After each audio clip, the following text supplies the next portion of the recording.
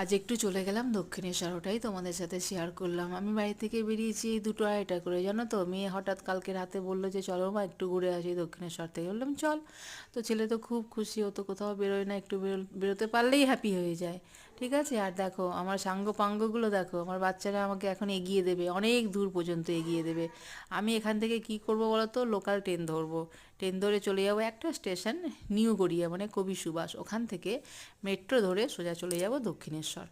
যাই হোক, এখানে মেয়ে আসবে, দিদিভাই আসবে, ওদের সাথে এখানে দেখা করতে হবে। তার আগে আমি টিকিট কাউন্টারে দাঁড়িয়ে পড়েছি, আর আমি এখন টিকিটটা করব। ছেলেকে বললাম যে ওটা ইউপিআই, ওখানে দাঁড়াস না, এদিকে চলে আয়, আমি করে নিচ্ছি।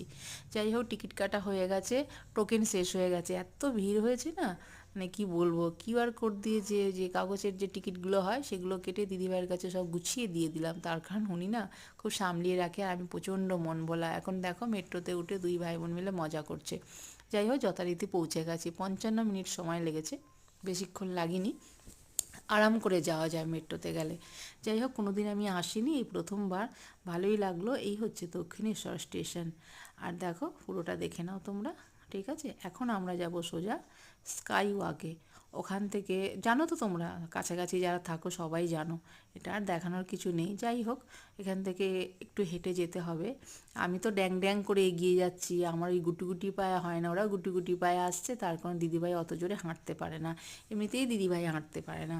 এখন দুই ভাই বোন মিলে এখানে এখন ফটো শ্যুট করবে, জানো তো। কিছুক্ষণ এখানে আমাকে ওয়েট করতে হবে। যাই হোক, ওদের তো হয়ে গেল ফটো তোলা, আমরা চলে গেলাম সোজা। আমি এই বেছে বেছে এই দোকানটাতে চলে আসলাম। প্যারাগুলো খুব সুন্দর বড় বড়। আমি এখানে 100 টাকার প্যারা নিয়ে নিলাম, আর ওই সব সামগ্রী নিয়ে ওই 130 টাকার একটা ডালা নিলাম, ওরা ওদের মতো করে নিল।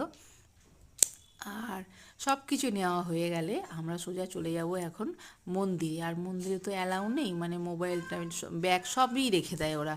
আর দেখো এখানে গিয়ে দেখি কত হনুমানা। একটা ভুল করে ফেলেছি জানো তো, ব্যাগে করে কিছু খাবার নিয়ে আসা উচিত ছিল, আমি সেটা করতে পারিনি। আমি জানিই না এখানে এতগুলো হনুমান আছে। ছোট্টবেলায় যখন এসেছিলাম তখন অনেক হনুমান থাকতো। যাই হোক, এখন পুজো দেওয়া হয়ে গেছে, ওটা তো আর দেখাতে পারলাম না। কিছু কেনাকাটা আছে, মেয়ে ওই বাজরাংবালি কিনলো, নতুন করে একটু ঠাকুর ঠাকুর পাতবে। আর আমিও এই দেখো হয়ে গেছে কেনাকাটা শেষ। আর একটা জিনিস দেখাই তোমাদেরকে, এটা আমি নিয়েছি ভেনুর জন্য। ভেনু মানে ভেনামের জন্য। এটা আমি ওকে গিফট করলাম, রুদ্রাক্ষের মালা। ঠিক আছে, এটাও খুব পছন্দ করে। এখান থেকে সোজা চলে গেলাম পেট পুজো করতে। ভালো লাগলে একটা লাইক শেয়ার ও কমেন্ট করলো, পারলে আমি লং ভিডিও দেবো তোমাদেরকে। ঠিক আছে, টাটা।